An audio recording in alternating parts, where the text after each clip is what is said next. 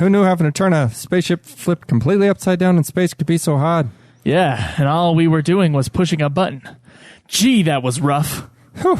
Yeah, and come to think of it, how were we caught upside down in space? That doesn't really make, much sense.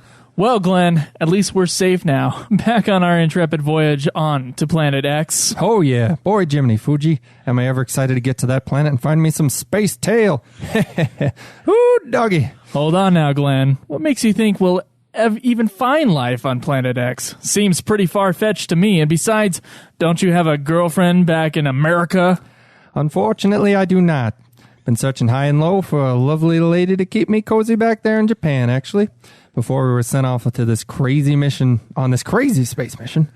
No such luck yet, though. Say, speaking of which, don't you have a sister that's got the hots for some, inventor type nerd or something? Don't remind me. I can't stand him. He's a quarter the manly man I am and half the man you are, what with you being so much shorter than me and being so squirrely and all. Yeah, can't argue with you there. I am quite the catch for 60s America, though, and hopefully worldwide audiences. Hey, say, Fuji, I know this may seem like a question completely out of the blue, but level with me here. If you had Radon and Godzilla in a fight, who do you think would win? Oh, that's an easy one there, Glenn. King Ghidorah, hands down. Huh. I didn't say Kingu Ghidorah was an option in this fight. King of Ghidorah? Well, didn't you see how badly Ghidorah stomped Godzilla, Rodan, and Mothra last time he was on Earth? I mean, yeah, Mothra ultimately gummed him up with his, webbing. But Ghidorah really gave them all a run for their money. And say, Glenn, how come you didn't mention Godzilla, how come you didn't mention Mothra in that fight? I don't really know, Fuji. I guess he just didn't seem relevant. Maybe I wanted a manly fight, and Godzilla just seemed a little too girly. Sounds about right to me. Whoa, look straight ahead. We're approaching Planet X now. Oh boy, can't wait to find me some space poontang. Yeah, glad you do that.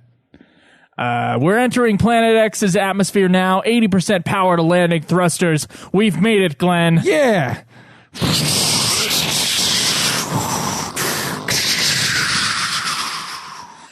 Dun, dun, I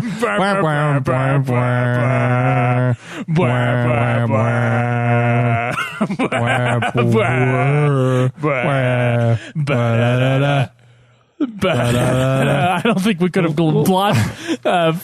screwed that up any worse than we just did. Welcome to the Godzilla podcast. Welcome. Where everything is live currently. Bloopers and all. Yes, today, Drew, we are doing a podcast, and if you've never listened to the show before, it's a commentary/podcast, in which we're going to be doing a commentary for Invasion of the Astro-Monster /Monster Zero / whatever other name it has. Those would be the most typical names, Joe. We are watching the Monster Zero version of this film. That's the American version.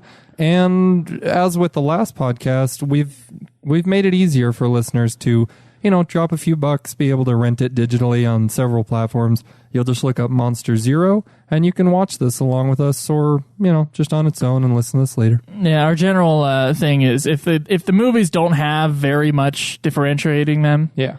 So this isn't a Godzilla King of the Monsters situation versus the original Godzilla from, Japan.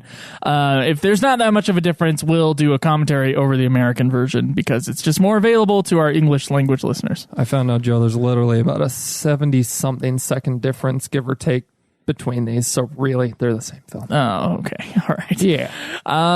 Drew, we do have a contest that we need to announce the winner for. And someone has won the contest, as Joe stated. Yes, someone has won the contest. So we've chosen... Drumroll. All right. True Kill Duck 69. 69! Whose iTunes review says, scratches my kaiju itch, 5 stars. I'm fairly new to kaiju movies, only delving into them full force after the 2014 Legendary movie. I fell in love and collected all 30 Godzilla movies and have watched them multiple times. It's nice to hear others' perspectives on the movies and learn fun facts while we rewatching or driving to work. Always entertaining. It's also gotten me to pursue Toho movies outside of Godzilla, King Kong Escapes, and Rodan. Might have been lost forever without you guys. Aww. Keep up the good work and don't die hiking. Well, Joe survived the hike. I survived hiking. Who knows if you'll survive future hikes, but I do believe you will, Joe. Yes, and I'm sure we'll have a contest in the future at some point. So, guys, put up your iTunes reviews, and as long as you didn't previously win, they are up for winning whatever the next thing we do. Yes, any previous, newer, all of them. Yes. Just as long as they haven't won. So, True Kilduck, 69, congratulations. Joe, how can he contact us to claim his prize? Well, he can use the contact page at GodzillaPodcast.com, or he can tweet me at Joseph DeGollier. That'd be GodzillaPodcast.geekdomentertainment.com, correct? It'll redirect. Oh, gotcha. So you can just say GodzillaPodcast.com. Uh-huh. Yep, sorry. Godzilla Podcast. What's your Twitter? Mine is at Drew Daybell, or just Gojira Jaeger, Jaeger, and that's Daybell, Daybell. That's me. Yes. So True Duck or True Kill Duck 69. If you could please message us, we can send you this figurine we got here of King Ghidorah. Small statue. Ghidorah. Kingu Ghidorah. So this is going to be a slightly different podcast because we have a third opinion. Unfortunately, because of our recording time frame, we can't Skype in somebody, but this guy, he knows his stuff. His name is Jack Hudgens. I'm just going to give him a little bit of an intro here. Jack Hudgens, graduated with his degree in screenwriting and film criticism with a focus on Japanese cinema. He's worked on multiple television and film sets, including the series Nashville. He's written and directed a number of short films, one of which won Best Short at the Nashville Film Festival. He's been a guest speaker on Tokusatsu. Again, that's special effects heavy TV or Japanese TV or film. The Godzilla series at conventions. Most recently, he was at a convention on a panel for Pacific Rim Con in Atlanta with Matt Frank. I wish that I knew about a specific Rim Con. A specific Pacific Rim Con. A Pacific Rim Con. Pacific Rim sounds nasty. I just want okay, just move on. He was also honored to contribute a piece in the Wall Street Journal on Godzilla's abilities leading to the 2014's film release. I mean, in the Wall Street Journal, that's pretty up there. Presently, he writes on and off for SciFiEd.com's Tokusatsu column, and occasionally he contributes to their Godzilla column. How did you get a hold of this guy? So, well, I'm just going to finish this really quick, but he teaches film history and filmmaking basics in high school, and he spends most of his time with his other great passion, coaching track and field, as well as low-level CrossFit and gymnastics. Oh, cool. So, Joe, concerning the hype with Shin Gojira it's still in cinemas over in Japan. It's been there for about a month. I think this is his fourth weekend. That's not bad, actually. No, and okay, he is one that I've followed because he's kept up with it so well, the box office numbers and reviews and everything. You retweeted me his stuff. But I believe it's him who's written some of the stuff that we've basically SciFiEd.com. Check it out. He has written things regarding the most breaking news and the most up-to-date stuff on things regarding Godzilla. I'm not sure if he was the one to write them, but these are the things that I tweet out all the time and reference, and we talk about in news on Kong Skull Island and on Godzilla figures. So he is well-versed in Godzilla. He is a fan, and yeah, so we have his opinion this week, and unfortunately couldn't get him on the show, but he sent me 7 pages. I was going to say several, but yes, 7. And we may 7 pages worth of information and insight. And we may be able to get that up on a article, blog, whatever in the future, because it's just great. We'll be referencing this stuff into the future, and especially for this episode, because he contributed his opinions specifically for this episode. Okay, so it'll probably be on GodzillaPodcast.com, at least reblogged from Drew's blog. I've yet to ask permission, okay, but he seemed very cooperative, and you know what? Okay. He's an awesome guy. So. All right. Well, we'll ask permission. Hopefully, it'll be up in the next few days. Yes. And I need to say, if not, you know why. I need to say, this is his favorite Godzilla film. That floors me. I'm going to start the episode by saying that. I had to specifically... That floors me. It's also not mine. It might not even be in the top. It might squeak into the top 10. We'll see as we continue to progress through this film. You've only seen 10 Godzilla movies, I guess. I've probably seen 15 to 20-ish. Okay, all right. Yeah, that's fair. But Joe, you know what? In conversing back and forth with him through Twitter and email, it seems as if that is the conclusion of a lot of Godzilla fans. And it really is. To us, I mean, this is brand new. This is news. And we'll get into why. Okay. All right. Well, if you're ready to dive in, I guess I am too. I'm always ready to dive in, Joe. I am. We got the what is this? The classics. What classic media? Classic media version.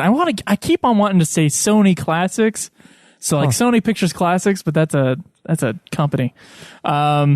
And we'll state a different company. We'll state it over and over. Most of these have been released through Classic Media. Those are really high quality releases. Yeah, they are. The ones that you can get on the Criterion Collection version, those are the ones you want. They might be a wee bit pricier. The one. Oh, really? It's only the one? Yeah, it's only the one. Oh, darn. Yeah. But yeah, Classic Media, great.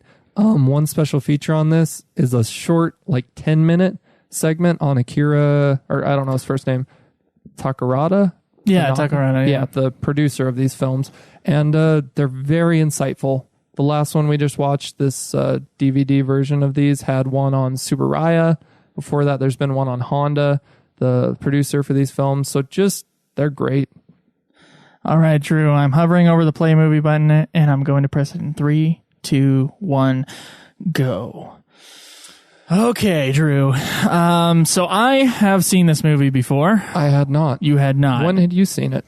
Well, I have recollections of remembering a Godzilla movie with a Ghidorah and a Planet X. Now, there might be other Godzilla movies with that, but I remember that plot point from when I was a small child. That's several steps back there in your memory.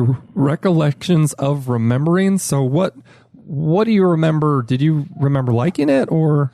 I did remember liking it. Okay. But then I was at Snow College like 3 years ago. Yeah. And I was looking for a good Godzilla movie to watch, and this was one of the ones that was available on Netflix. And so I give it a watch. Me and my friend Caleb Craig, who's on another podcast on the network, by the way. Go Craig. Me and Caleb Craig watched it, laughed at it, and then forgot the movie. Okay, I want to say out of the gate, because Joe has already basically given away his opinion on the whole thing by being floored by this being Jack's favorite film. But mine, this is completely middle of the road for me. Is it? Yep. Okay. It leaning slightly, just a degree to the being less than middle of the road. So there were just things that threw me off. I did not realize that. Sorry, what's the actor's name? Which character? Main white guy. Nick Adams. Nick Adams. I did not realize that Nick Adams was not superimposed like Raymond Burr. I had thought that that's how it was originally, and it was actually like watching the two versions before we did this podcast over the last couple of weeks. I think it's important to note, there's a lot of interesting insight there. I think it's important to note, though, and this is going to be where our third opinion comes in, that at least, because it isn't, he's not just added in, right? Mm-hmm. This is Nick Adams and Fuji. I don't know the actor's name, and I'm sorry, I'll look it up here, but the character's name in the film is Fuji. He's definitely a recurring actor in this film. So they are on equal footing as heroes in this movie, which is just huge for a Japanese cinema, a film period, where 20 years prior to this, America and Japan had been at war. So they are... So looking at it from a political and like historical perspective, this is great. And unlike in the original Gojira, where we have Raymond Burr and his little comrade, where it's very obvious that Raymond Burr is his superior and his just kind of like, I'm the hero, I know what's going on. And then, well, I mean, he is his translator, so. But like, he doesn't even have a role. It's not like there's what I'm saying. I mean, there is a Japanese reporter at the same time, but he's pretty much cut out of the American version. Yeah, and so there's a disparity in the level of heroism there. Oh, what they're allowed to have in the film. But really, so all right, we're already going into it. My main problem with this film is that we have two heroes on equal footing. Because they're the same character? So let's delve into this right out of the gate. This is all that I've been thinking about to talk about for this podcast because really it in theory you'd think that sounds all right having two heroes, but it's like it's just there's no chemistry for me at least. I think the actors said that they had good chemistry on the set. I remember reading that. There are a select few scenes in here where I see it and it's great to see them on equal footing where they're friends. But all right. Okay. We've talked about typical characters in Godzilla films. You're going to be in the army, scientist, journalist. Yep. There you go. These two, one is Glenn, Nick Adams. He's an ass. You stopped yourself. Astronaut. He's an ass. Glenn. He's an astronaut / playboy, it seems like, honestly. Yes. And Fuji is an astronaut / scientist, which we find out more about later in the film. But aside from their personal characteristics, their archetypes which they play in the film, exactly the same. And it doesn't provide for a lot of... they negate each other. With each other or anything like that?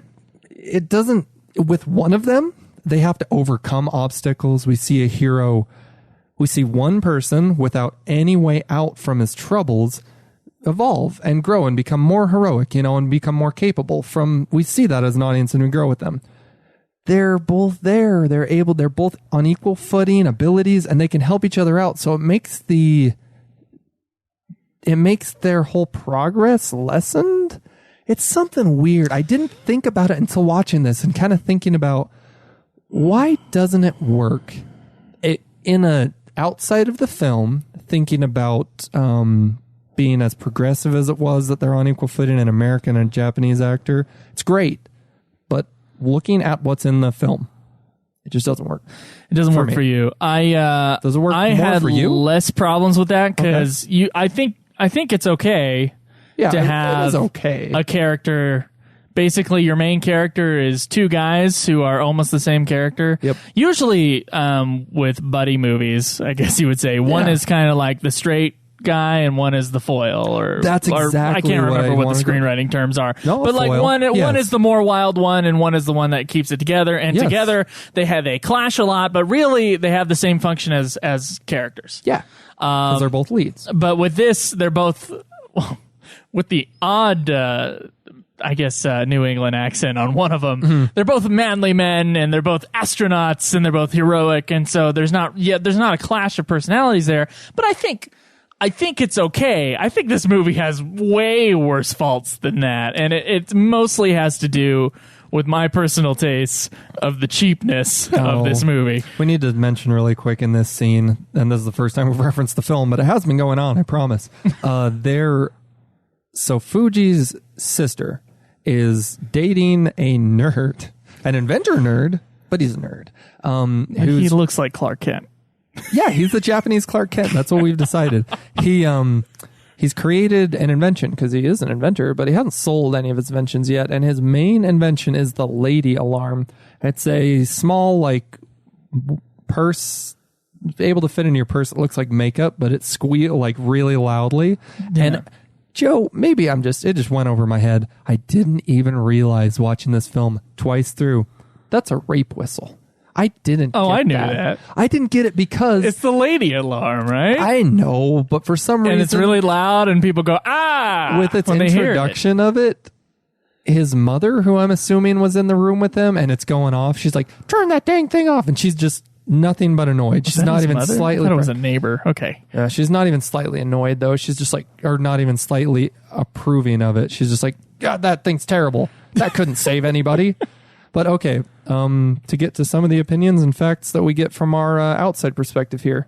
Apparently in the 60s, that would have been something which was really relevant to Japanese cinema goers, moviegoers, because there was a lot of issues with women, with rape, that's always the case, but unfortunately, if there are other, but with them being able to go to court for that and it happening and becoming kind of highly publicized problems, that there wasn't a great response by the police to issues of that. And one case in particular was before the police could respond to a call about it or whatever it was, the woman had been murdered. So, yeah. So this is like this is real. a political statement in the movie? Basically, no, it just would have been really relevant in the minds of cinema goers. And we got to point out, they just flipped there. Referencing our skit at the beginning. Man, the cut from his sister and the nerd to them in space upside down. I believe the line is that the sister says, something's been turned completely upside down. Then we hard cut back to the it's something like that. And right. we're upside down. So the idea of turning around, turning around in space doesn't make any sense. Blows our minds. For comedic purposes. And it is pretty funny that they do that. That was the first big laugh. I think what may be more funny is, like, although their astronaut suits are pretty well made and they do look like real astronaut suits from the time period. Yes. There is a nice big piece of yellow foam on the top of their hats that I just can't help but wonder why they didn't like paint over and try to not make it look like a big piece of foam. Like, it's literally the same type of foam that's on the front of our microphones right now. Oh yeah, and you'd see it on any mattress, or it's just like this dingy yellow foam. So, well, we're talking about budget here. Mothra was cut out of this because of budgetary reasons. Let's just throw that out there. Yeah. Because we just watched Ghidorah, Godzilla, Rodan, and Mothra fight in Ghidorah, the three-headed monster. Now we're back, and we're missing a monster. It's of note. Yeah, maybe Mothra is in her cocoon or something like that. Yeah, and I mean, yeah, true. Just taking a breather. I don't know. I don't know. Storyline-wise. I don't think it's a big deal. I think there might have been too many monsters in the previous film, Ghidorah, the three-headed monster. Yeah. And in this movie, we at the very least, we don't have a scene where all the monsters are talking to each other. Now, we get plenty of other embarrassing monster scenes coming up. Possibly the most embarrassing monster scene for Godzilla. This is a cinematic low. I don't know. The last movie had some pretty bad ones, but there is a particular one that is the especially Godzilla bad. dance. No, that's what I'm talking about. We'll get to it. I'm just surprised at you not saying it's lower, but all right. So we're landing on Planet X. Mm-hmm. And I want to actually say one of the pieces of information I have behind the scenes on this film has to do with this ship landing. Great so effects. At some point we're going to see like a low angle shot of the spaceship. And apparently there was some trouble getting this low angle shot that they wanted. Okay. I'm not sure if the director wanted it or the special effects person wanted it. I'm not sure exactly how direction works in these old days with these special effects scenes. Yeah. Okay, I think that might be the shot, might not be. As the door's opening and we're looking up at the top of the spaceship. Yeah, but the top of the set, or the top of the background painting, it was showing. So the studio the matte painting was showing on their low angle view, and they just couldn't get it. They just couldn't get it to work. So what happened was they broke the studio's rules and they drilled a hole into the cement. Ooh. And some employees got in pretty deep trouble for it. They weren't supposed to drill holes into the studio floor.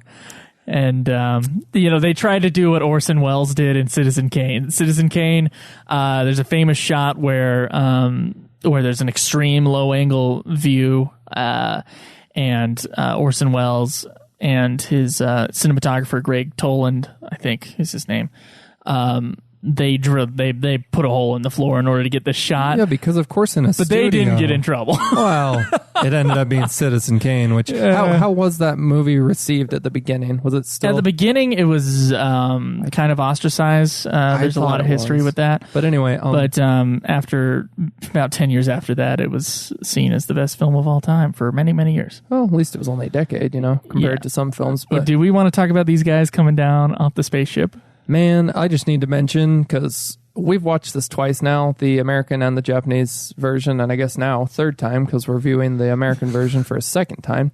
That scene, the shot, really, where you're watching a doll go down the lift, and it holds on that for a while, and you're like, okay, that's a doll. All right. Subaraya, who didn't actually, Joe, go into that. Okay, so Eiji Tsuburaya is credited as the special effects director for this film. And what I read in our Bible, Mushroom Clouds and Mushroom Men, which is kind of our reference book, what I read in our Bible was that he actually, because he was so busy on the television shows that he was producing, was not really the go-to guy when it came to the special effects of this movie. Yeah. And his assistant, whose name I believe is Nanoko, his assistant is the one who was there daily doing the special effects. So really, in function, he was not the special effects director, Eiji Tsuburaya. It was this other guy. But for promotional purposes, they kept Eiji Tsuburaya's name there. You gotta have Tsuburaya up there. That would be just like Harryhausen and, any of those big names. I do feel bad, though, for whoever did most of the work. In this film? In this film, for not getting the credit he may have deserved. Exactly, because he actually he got his 6th Japanese Technical Award for this film, which is essentially the Japanese Academy Award for Best Special Effects. Oh, really? Really? Yeah, and I don't know about the name. We'll research more into this for next time, because this guy is apparently going to direct the special effects for our next few films. His name's Teisho Arikawa. I'm probably butchering that first name, but Teisho Arikawa was Tsuburaya's director of photography for this film. So yeah, even in the films prior to this, even though Tsuburaya was probably the head of the special effects, at this point he had like what I would assume really is like a small army of special effects people where he's just he made his own company. Yeah. Tsuburaya Productions will go into that, and Ultraman, which started in 1966, and essentially what this film is a genesis for a lot of things. There's elements in this film which, moving forward, inspire what is Japanese, mostly TV today, in shows like Ultraman and Super Sentai, and there are several others, but those are the ones I'm most familiar with. And it's just themes of an alien, aliens controlling a monster.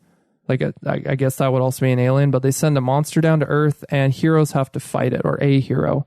And it's all about, we got to be unified, we got teamwork, and we're going up against an alien threat. And primarily the alien threat uses monsters to try to overtake us. It's like they're just trying to conquer us, Yeah, so apparently, on top of that, Honda, of course, being a company man at this point, I think he tried to be an artist at the beginning of his film career, and then he just became... I feel bad for Honda. He just became the guy. He was like, look, I don't like the direction that the Godzilla series is going in, but I'll work for you anyway. And as we mentioned, that 10-minute, short bio on Tanaka, the producer for all these films, even though it seems like at this time he was for the, I want to say cutesification,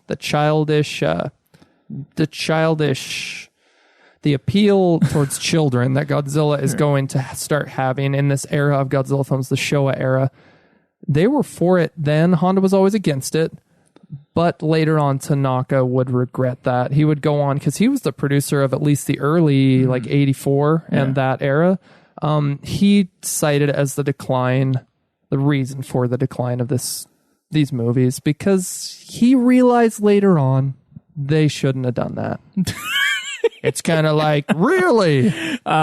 So yeah, as a company man though, Honda apparently directed 3 space related monster movies in 8 years. 2 of them here as our third opinion. G-Man on Twitter. One moment.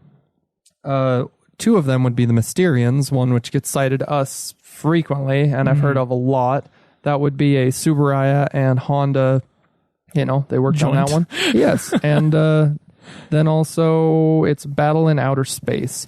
So this movie was kind of just things that they'd done with those 2 films, and I suppose other ones, Joe, you're talking about. I don't know specifically what those are.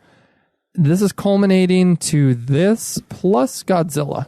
So it's really a big deal, and it was well attended. I stated it earlier, a lot of Godzilla fans look to it today as one of the best, and it's a little puzzling to me as to why. I feel like Godzilla doesn't show up until halfway through the movie. There's a lot we can say on that, but yeah, he is somewhat thrown in. He's a plot device, is what what G-Man, I'm going to refer to him as G-Man because that's his Twitter name from now on. He's a plot device, although a large one, and it is just kind of like, I was just thinking about this film. There's a lot of things they could have done. The one big thing that doesn't make too much sense to me, what we're viewing in the film right now, King Ghidorah is coming down to Planet X, and that's the reason for these aliens, the Zillions. Imagine that. Yes. On Planet X, they're called Zillions with an X. Yeah. Movies. So King Ghidorah has forced them underground, and they can't come above ground because of King Ghidorah. It would destroy them otherwise. And so they're running out of water, which Glenn and Fuji come to the... I know, it's whatever. It's also... We find out more later. It's all mysterious at the beginning. But that is the reason why they have to bring Rodan and Godzilla here, is to fight Ghidorah. That kind of makes sense to me, But them bringing King Ghidorah, Rodan, and Godzilla back... Oh, they want to take over the world. Yeah, and it's become kind of an unquestioned thing in these later TV shows. For me, the most relevant one, and probably the most relevant example of this in American culture's mind, would be Power Rangers, because that happens in every single episode. The aliens... Think up a new monster, create a new monster, call forth a new monster, whatever, send it down to Earth, and it has to be destroyed. So it just happens over and over. But it's kind of like, I don't know, at least in this one, going on from the last film, Godzilla is somewhat a defender of Earth. I think it's kind of a stretch to call him that in these two films. What are your thoughts on him being a defender of Earth in these two films? I mean, later on, it's more clear that he is, but... I think it's actually pretty clear in this movie that he's a defender of Earth. Really? Yeah, it is. And he's become, I think in the last movie, he became lame Godzilla that couldn't get up and fight anybody. And then in this movie, of course, we get him in even more embarrassing positions, one being the fetal Godzilla position when he's sucked up in the alien spaceship. I don't know why. I think that looks cool. I think it's cool that he's like paralyzed and all scrunched in a bubble. And he's like, feet. You're kidding me. You're kidding me. And then of course, his insane dance moves. But get this. Godzilla's design was tweaked after the previous movie, Ghidorah, the three-headed monster. And apparently he was made to look less menacing and more friendly. The head was shorter and more round. The eyes were larger. The neck was shorter. And more movable. The dorsal fins were a little smaller, and the tongue was much larger. And it sort of like... made his costume was a little baggier, I guess. It just made him look more friendly than even the previous movie where he was a friendly monster. So they know what they're doing, and they're going all out. Godzilla, the friendly monster, the friendliest monster around. Speaking of baggy, these pants.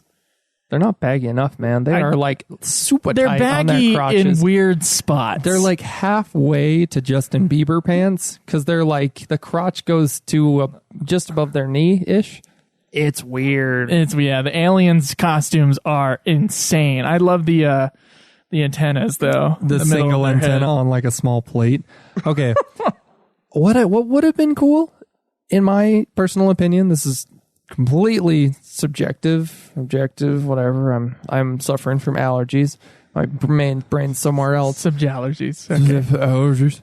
But King Ghidorah's initial design before they changed him to gold and filmed Ghidorah the three-headed monster, he was all colorful and he was all rainbow. I don't think that's appropriate for him. I'm glad they made him gold. But what would have been cool is having a slightly less generic looking bad aliens, because what I said, or what one of us said when we first watched this, it's like you see them and you're like, they're bad guys. You just know, like in a second. You don't even need to wait until the guys leave the planet with the ominous laugh. Oh, which is only in the English edition. But it's like, yeah, here we're seeing it in like a moment. So this is the reused shot later. No, it's from a different angle, so it isn't reused, but it's pretty cool. You see their spaceship coming out of Planet X and, slowly penetrating the surface.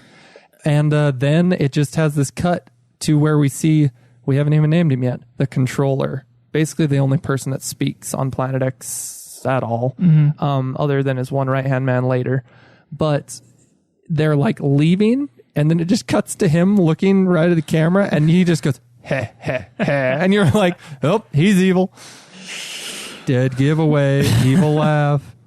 So get this. The Godzilla suit was designed in this film, would only be in one other film, which is 1966 Godzilla vs. the Sea Monster. Okay. After that, Super Riot Productions took the head of the suit and fastened it to the body of the 1964 Godzilla, and fastened it to the body of the 1964 Godzilla suit to use as the monster gyras in the TV show Ultraman. I think all you'll have to do to see images of this, and they look crazy, Joe, is you just probably Google Godzilla Ultraman, and you'll see the bastardization of the suit, because they put like a collar around him, like, Jurassic Park, the little teeny one that kills Newman. Yeah. Yeah. Oh, Newman, I don't know the actor's name.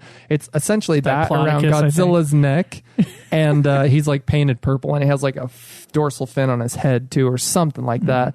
But yeah, and again, Super Riot Productions were the ones who created Ultraman, and came out with that in 66.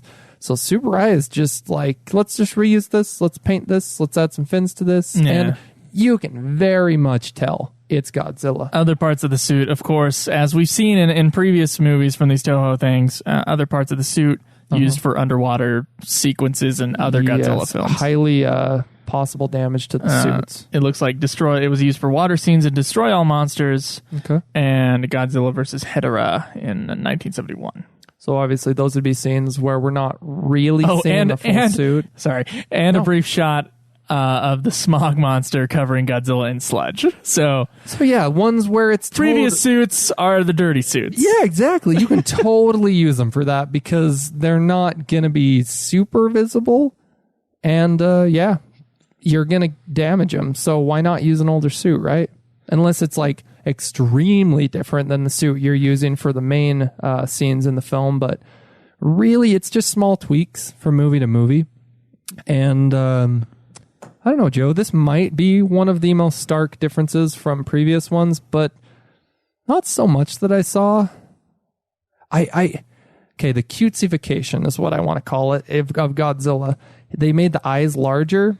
Haven't you? Exactly, Joe's doing it. The cutesy eyes, bat the eyelashes. The kitty eye. Yeah, all these little, where I work and things I've seen, like little kids' toys, they have these animals that are like plushes, and their eyes are like as big as their head, and it's just like, that is cutesy. So that's what they've done to him, and they've really bastardized the Godzilla from Gojira 1954. He was menacing, and he's become happy-go-lucky, so much so that he dances in this film. What do you have to say about the length of this film?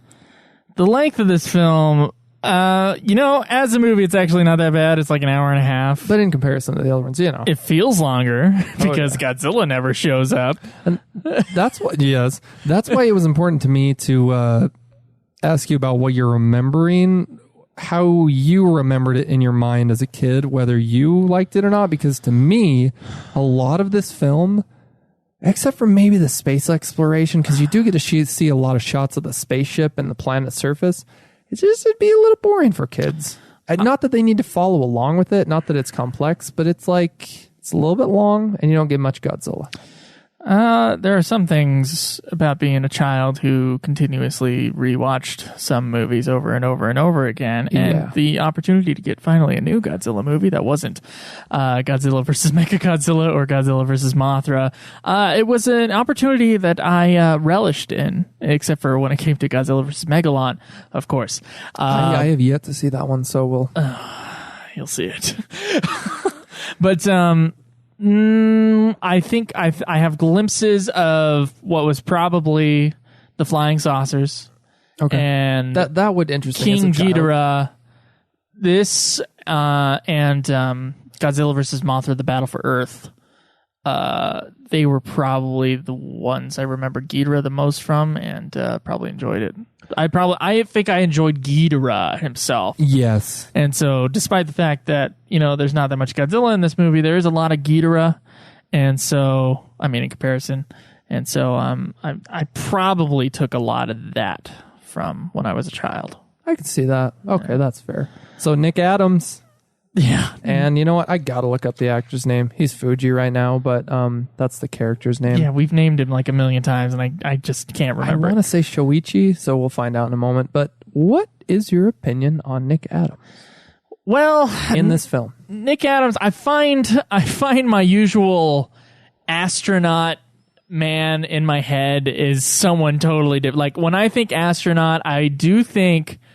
I know he was an astronaut in Gravity, but I do think like a George Clooney-esque person. Okay. I think of like ultra masculine man without a thick New England accent. The thick New England accent, I think, is what really throws me off from the astronaut archetype within my head. Yeah, the one from other movies. Yes, exactly. That's what I was about to say is what you know from other films. And Nick Adams actually, features-wise, that just dawned on me. He reminds me of Buzz Aldrin. Maybe not hair-wise, but features. He's a Buzz Aldrin-esque character. But like you said, it's New England. His New England accent, the fact that he is kind of... he doesn't have the super square kind of looking face that I would cast as an astronaut. He's kind of little mousy looking, especially next to Mr. Handsome Japanese man here. Akira Takarada. That's right. That name does sound familiar. No, it sounds very familiar.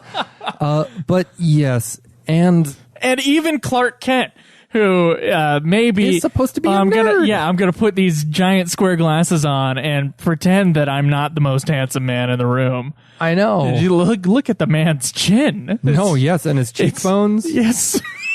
We're just gushing over these main men. I don't know. It's funny seeing newer Japanese movies. Pretty much the only things we get over here are like the teenage stuff. And so, like, everybody's, I don't know, there's something androgynous about the teenage characters that we get over here with the Japanese. And these are super manly-looking men for 1960s Japanese leading men. Yes, and especially Akira Takarada, who was also one of the two lead men in King Kong Escapes, where he just brings... he's larger than life. He's very masculine. He's very tall.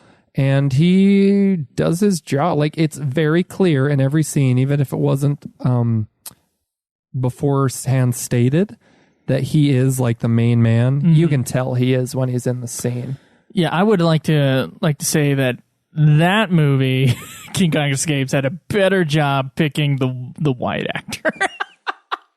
I fully agree. The American actor. Now, I don't think Nick Adams is a bad actor. I actually considering the fact that he went to Japan, is acting with people whose language he doesn't speak. And we have to say, we haven't mentioned yet, so the lines of dialogue in this film that were captured, Nick Adams' lines, those are from the set. That's his lines of dialogue which were captured. It's the only thing in this movie that's not voiceovered on the English edition. Yes, and what happened on the set, Joe, is he was speaking his lines of dialogue in English next to the Japanese actors who were speaking them in Japanese. Yes. So that would be difficult to play off of. You'd have to know both your lines and theirs, so you'd be able to play off what they're saying, basically, because you don't actually know what they're saying. I don't know how far along his Japanese was. Probably not. Yeah, even though he'd been there for Toho Studios, he was in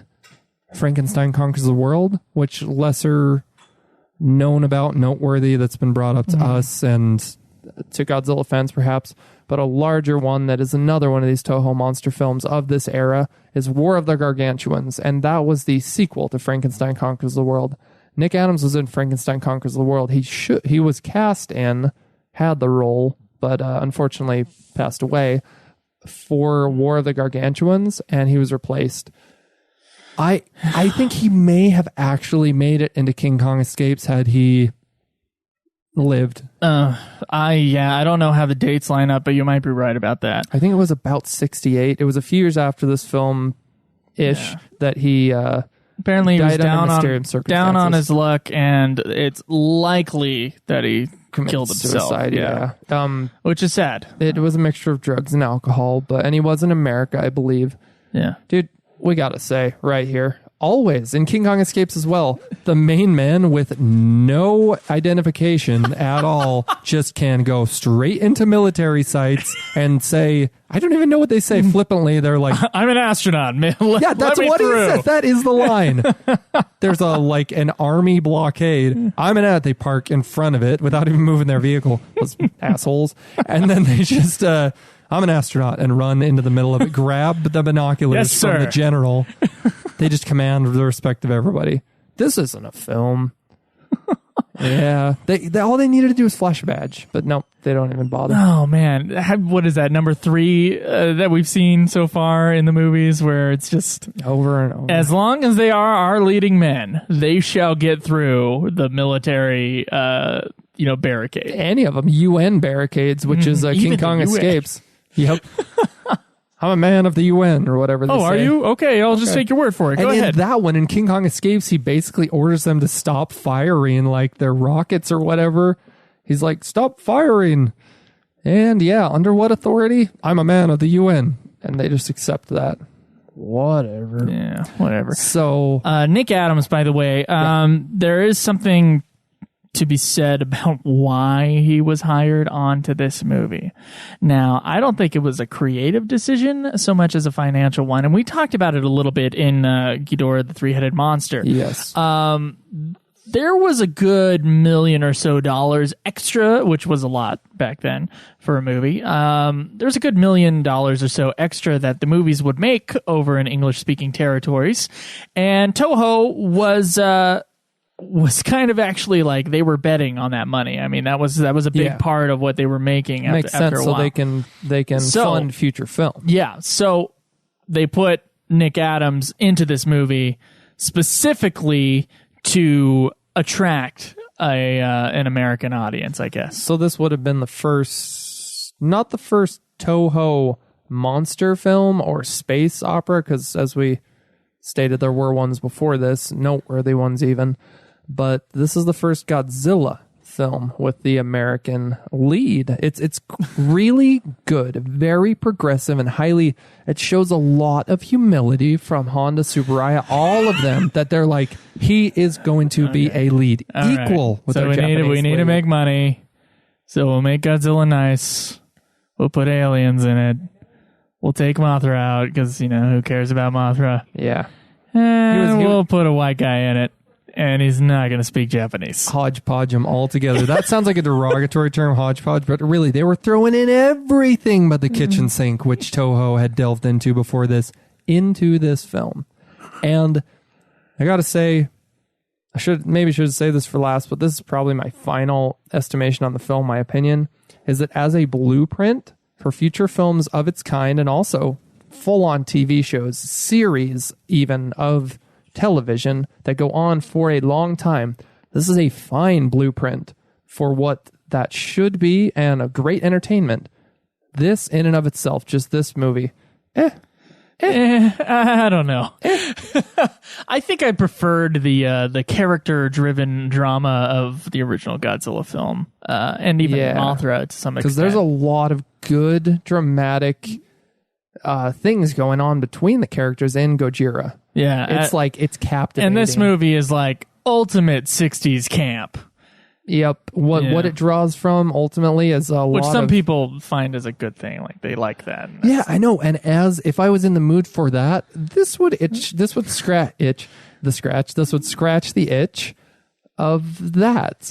But as a film, there are better ones. Even looking for something of this type, a 60s science fiction, Japanese Toho, which is great quality, great effects, and you can tell that they put their budget to good use, honestly. We're watching right now spaceships pulling Godzilla out of a lake, which Godzilla's in a lake, Joe.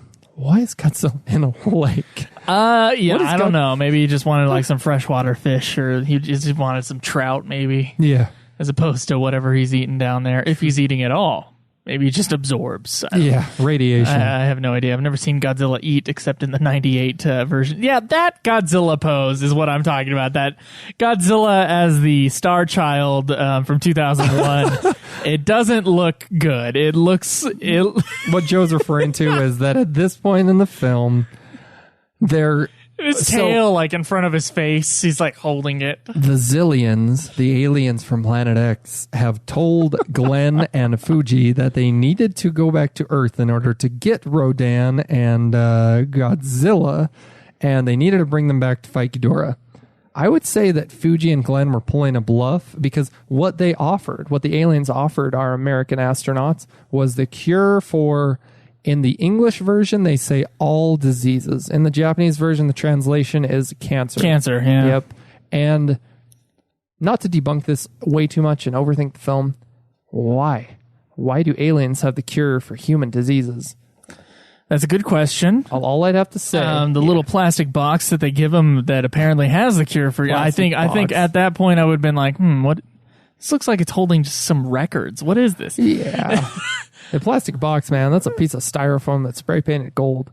Yeah, they wouldn't have human disease. That just makes no sense. Call out their bluff right there. I mean, they have a somewhat long journey back home, right? Wouldn't they, like, ponder on that, talk with each other about it? Say, Fuji, don't you think that it's kind of strange that the aliens have cures for human diseases? So, Fuji... you pointed this out before. This orange tracksuit. This is a pretty freaking ugly outfit he has on. It's horrendous, even by 60s standards. And of course, Glenn's wearing the exact same thing for some absolutely unknown reason, and is of course at makeout point. Now, we've seen makeout point earlier in the film when Glenn was with Fuji and they were having a little talk and some scotch, I assume, is what they were drinking.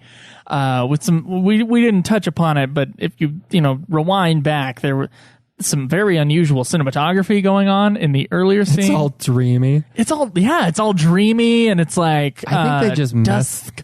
Or it's lightened up in the American version. In the Japanese version, for some reason, certain scenes are darker, like it's shown to be more in the evening. But they kind of fixed that in the American a little bit. Not that it needed to be fixed, but they're shooting through windows, and there's distortion that's probably coming from both the lens and from the windows of the car. Somewhat of a Dutch angle, not really, but just it might not be quite on. No. Yeah. It's blurry and it looks dreamlike. I feel like that was a director's I'll have my one little piece of art in this movie. Yeah. Like the one little piece that's going to be like, oh, this is nice. Instead of to signify that cinematic direction for those weird scenes we're talking about, instead of it being dreamy, it's kind of a note to the audience, like on whether subconsciously or not, that not everything is right. They're beginning to suspect, like, hey, maybe those aliens, hey, Fuji, maybe those aliens that we met once and promised us the cure for all diseases,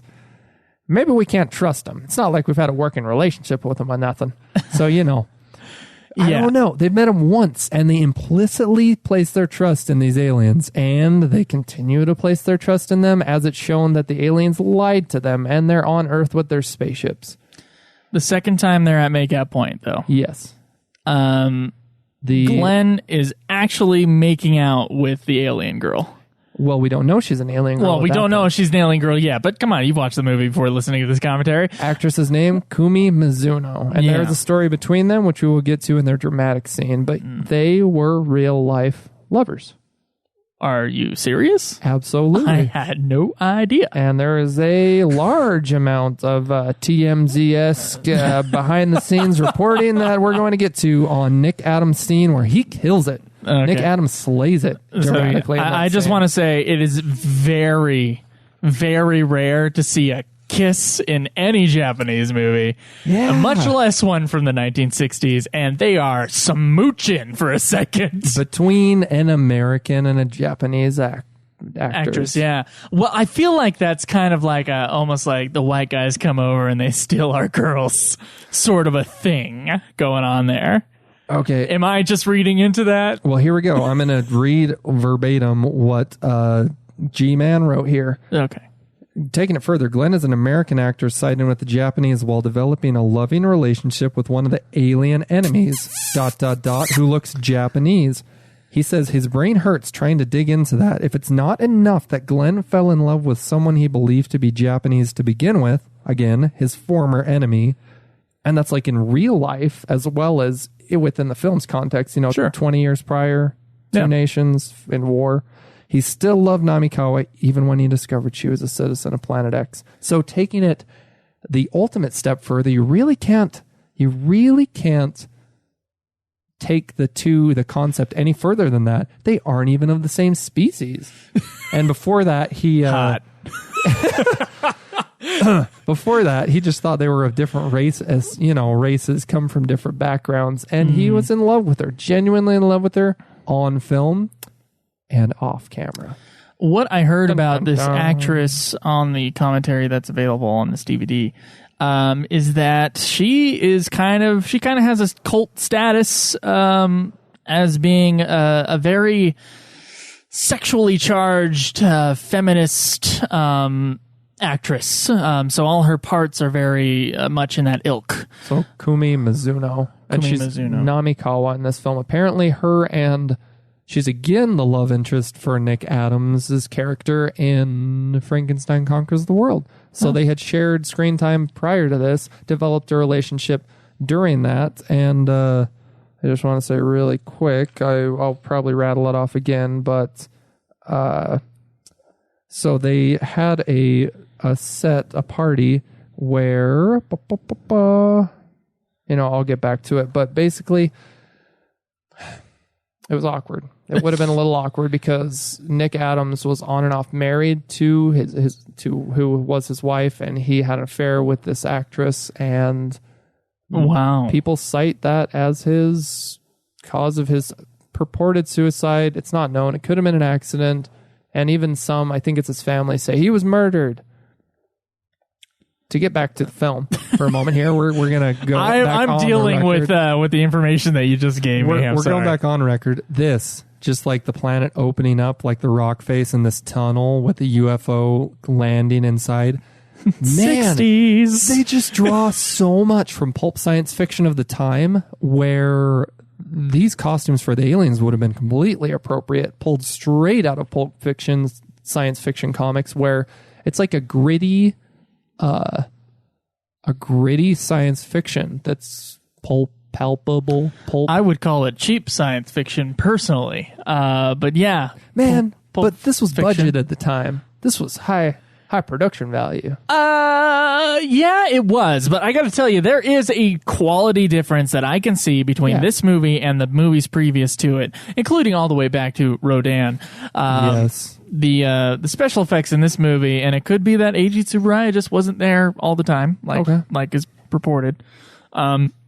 Special effects in this movie, pale. There's much to be desired, I think. Not only the dolls coming out of the spaceship for a shot that lasts like way too long. And it's an eternity in screen time. Not only that, but I feel like these rocks weren't really well lit, and there's a whole bunch of stuff that it just doesn't look as good as previous stuff. Now we are in a whole new world with this. We're not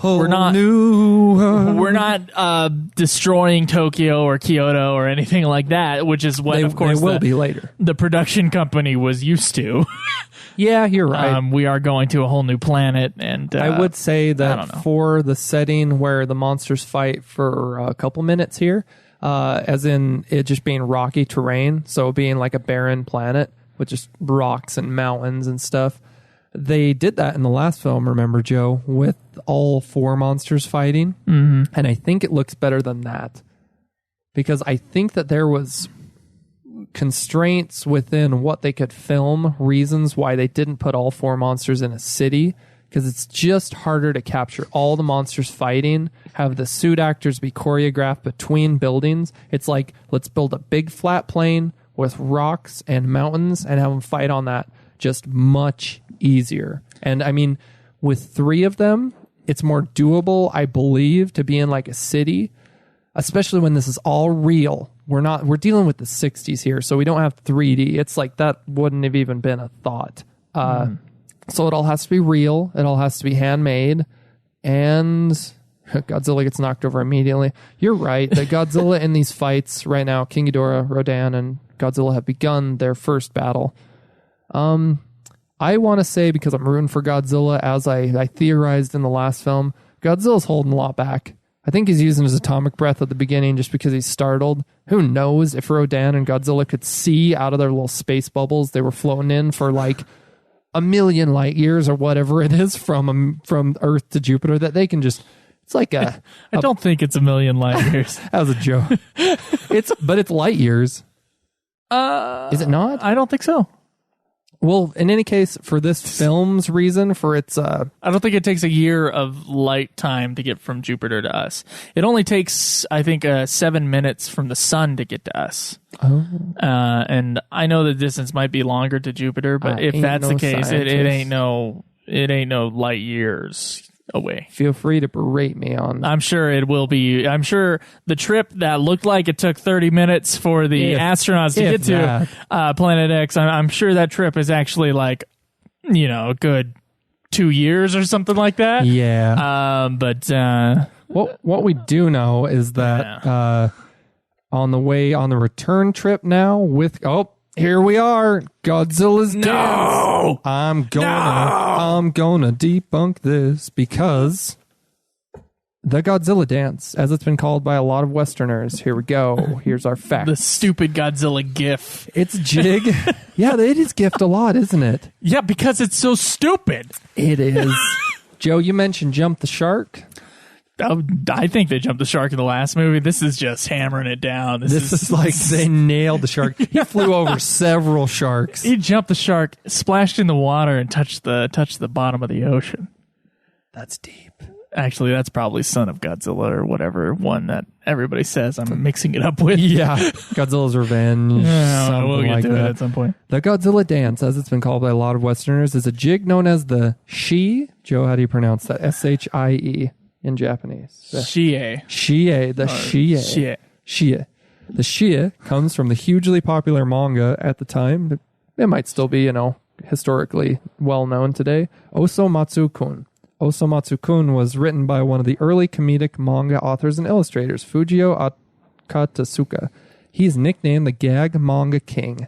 In his manga, Osomatsu-kun, the main character of that manga would jump in the air with one hand over his head, the other at his chest, screaming, "Shit!" Hey, don't be cursing on this show, Drew. I already said asshole. Is that a curse? Yeah, but, we just don't say the F word on the show. We do not. Yeah. But except sometimes. The story goes that most of Monster Zero's film crew was against this dance. I bet. For good reason, right? Honda's let's kill people, and this is going to be the film of my career. 1954. He goes, I know it's a monster movie, but it needs to be anti-nuclear. It needs to have true humanity and death and destruction, unity and teamwork, man. Oh, unity and teamwork, and the reflection of the hospitals after all the destruction happens. And then let's fast forward a few years, and we're going to take a dance that was from a popular manga series that looks stupid. At a screening for the rough cut of this film, Honda and the moviegoers laughed riotously at this, and so it was kept. And ultimately, really, I laughed. It was on Tsuburaya's notion. He was the one that wanted it. And his, as I stated, his director of photography, Teishi Arakawa, was totally against it. That's what he said. But he reluctantly shot the scene under Tsuburaya's orders because he had a lot of clout at that point. Tsuburaya was, he might have been at the height of his clout at that point, like 66. He developed his productions studio. And well, I mean, they said they kept his name on as like the head guy, right? And they kept it on for reasons of selling the film. Yeah, Haruo Nakajima in the Godzilla suit didn't want to do it. Director Ishiro Honda called such moments a disgrace. They kept it in the film, It's kind of like everything is saying to me, there's no way that could have been kept in the film. Here it is. Years later, it's still in the film. Now, for the most part, I find the direction of this movie kind of stock. Especially the Earth scenes. It doesn't even the last movie. There were some things that Ishiro Honda did with the way he kind of framed everybody in the camera, and I mentioned a couple shots in the last movie that I found like really interesting. This movie, it's kind of everything's kind of a little flat, and they're going through the motions. Honestly, there are some moments though when the astronauts are on Planet X. There are some pretty cool looking shots when it comes to people on Planet X. When the lights go down and it's just them in the darkness, like center frame. I think they're pretty cool looking shots. You're talking about earlier when they before they meet the Zillions and Fuji's taken down into their underground, I guess I would say base, but that's where they live. So that's their really their home. It looks great, like from a science fiction, not even like an old science fiction fan perspective. It looks awesome. The lighting, it does. As he's walking through the hallway, the lights turn on and off to only show him where he's at and direct where he's supposed to go. That's like so cool. It's cool. It's cool looking. I have a feeling it's pretty simple to light, actually. I'm sure. But it works great. It does work great. Cinematographically. There we go. Our second shot of the spaceship coming out of the hole. Penetrating. So you could say that. G-Man talks about what he cites as really a cliche, because I guess if you go to college, to a fancy college for film, I go to college to screenwriting. Joe chimes in with the most pitiful. I'm sorry. I go to college. I go to college too. I would love to. I would love to sit in and not do any of that homework, but listen in. Okay, all right. That's why I like textbooks for certain things. But all right, let's go. A little weird. All right, keep going. Certain ones, man, interesting as heck, as all heck. He calls it almost a cliche as much as screenwriting at a college level we'll talk about in this classic science fiction. At this point, in 2016, 60s would be classic science fiction. That looks like a Kubrick shot right there. Oh, you're talking about a Kubrick shot, man? If I'm going to go off on that for a moment, when they first see Planet X and you see Planet X, like the detail of them zooming in on the planet, like it's the POV of the astronauts from their ship, that shot looks sick. Like they're looking at the planet and the detail on the planet and it's slowly going in on it. Even this, not so much really, but the little toys of Godzilla and Rodan and they're moving their arms. I'm genuinely sad. at them leaving behind Godzilla and Rodan. They're like begging to not be left behind. And I didn't understand it in the context of the movie, but reading the synopsis of the movie afterward, apparently they're leaving Rodan and Godzilla behind to be somewhat vanguards for the planet to protect against King Ghidorah if he's supposed to come back. Which is kind of like, you just traded one highly destructive monster, because King Ghidorah can wreck some crap very quickly. He can just like decimate cities on his own, flying over and blasting them. But they just traded up one giant monster for two. You really think they can go back to the surface now that they have Godzilla running around and Rodan? Just saying, it doesn't seem to... I don't know, there's a lot that they could have read into and been like, I don't think that they're being... telling the truth here. And we already know, because the nerd, inventor, whatever his name is, I can look it up in like a half a moment. Yeah, Clark Kent. He is already imprisoned by who he's found out are undercover aliens on Earth. And they were the ones to buy his lady alarm. And they, put him behind bars. They put him behind soundproof bars. It's very comical. Make any sense? Hey, the bars are soundproof because Glenn, when he's in prison, tink, tink, tink, knocks on the bars. You expect to hear it tink, tink, tink, but it's like completely silent. And you just go, oh, okay, all right. So you put a pin in something earlier. You said something about cliche writing in this movie. Yes, that's in classic science fiction. The sexual undertones, and it's kind of true. I think that there's enough evidence toward this that it holds some weight. of a spaceship, which is a phallic image. We're going Freudian here for just a brief moment. We're going James Seamus, if anybody understands that reference. Go ahead. Well, penetrating the unknown into space. It's man in a rocket ship going through space, and that's it's exciting. It's okay. You're penetrating through the atmosphere into the unknown. It's a manly thing. It's a human race going forth and conquering. All right, so we got that. Spreading our seed, spreading ourselves through the unknown. Okay, true. Okay, let's go on with this. All right, so we're penetrating the planet of the X. Planet X. Penetrating the X. All right. But what we're going to see here in just a moment, because our astronauts have returned along with the head scientist, the one who manned these missions from Earth. He came along with them on their return mission for whatever reason.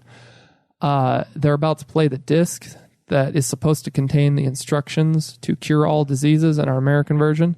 Instead, they're given an ultimatum by who are now their alien overlords, saying, we will allow this planet to be governed. It's going to be a colony of the Zillions. Basically, earlier on, when Glenn and Fuji wander off on the planet, as they're there a second time, and they discover Glenn's Kami Saw, whatever her name is, his love interest. They discover her, and all the alien females look the same, and they're captured by the Zillions and taken back. The Zillions go, our heroes go, we know that you don't have water on this planet. And the controller goes, but we have access to enough water. And he's like, we don't need to explain that to you. Well, it's because they're going to take over the Earth, That's why they have access to enough water. Apparently, they have a ton of gold under their planet, which is kind of like again, pulp science fiction-y. It's interesting because they don't have something that is so available to us that we take it for granted and, whatever, we got plenty of water.